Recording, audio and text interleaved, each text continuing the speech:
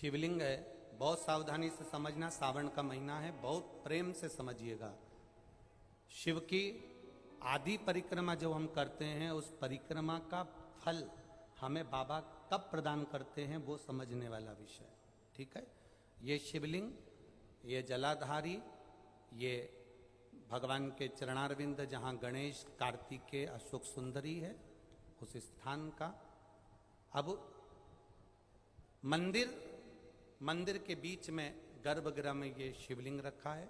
हम जब परिक्रमा चालू करते हैं तो यहाँ से यूं गए और यहीं से हम वापिस आ गए, वापिस हम यहीं से आ गए। शंकर की परिक्रमा पूर्ण कब मानी गई? आधी परिक्रमा को पूर्ण कब कहा गया?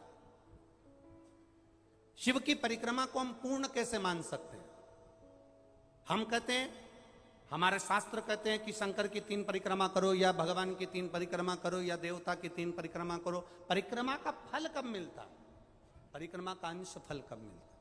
शिवलिंग जलाधारी मंदिर के बीचों बीच, जब मंदिर के बीचों बीच है, नंदी बाहर है, आपने परिक्रमा करना प्रारंभ करा, पूजन करने के बाद यहाँ तक गए, यहाँ से पानी बहता है, जल बहता है, तो हम इसको लांघते नहीं है, नहीं लांघते ना, इसको लांघते नहीं है। जब हम परिक्रमा करने के लिए यहाँ तक जब पहुँचते हैं, पहुँचने के बाद यहीं से थोड़ा सा पीछे हटकर हमको शंकर के शिवलिंग के वहीं से खड़े होकर नंदी का दर्शन करना चाहिए।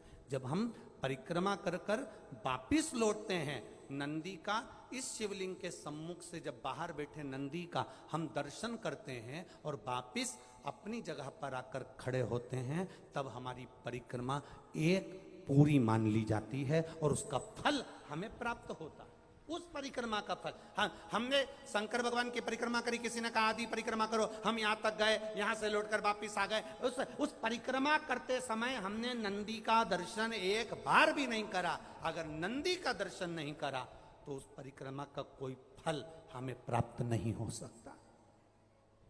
उस परिक्रमा का कोई फल हमें प्राप्त नहीं हो सकता। अब 3 परिक्रमा हमारा वर्णन किया, तो 3 परिक्रमा क्या करोगे? यहां वापिस आओगे, यहां वापिस जाओगे क्या? बोलो जम के, वापिस जाओगे क्या? नहीं। 3 परिक्रमा शंकर भगवान की जो वर्णन करी गई, यहां से चले, यहां पहुंचे, पहुंचने के बाद आपने यहां शिव जी का, शिवलिंग के वहीं से नंदी का दर्शन करा, फिर वापिस पलटे, फिर नंदी का दर्शन करा, फिर पलटे, फिर नंदी का दर्शन करा।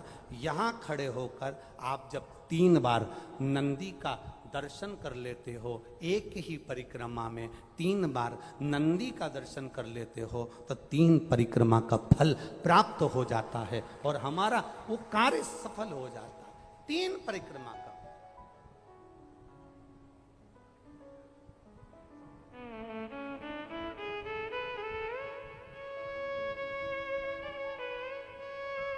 तीन परिक्रमा का फल हमें प्राप्त। शिव के जितने गण हैं, भगवान शंकर के जितने अंश अवतार हैं, रुद्र के जितने अंश अवतार हैं, भगवान शिव के जितने अंश अवतार हैं, उनकी परिक्रमा का क्रम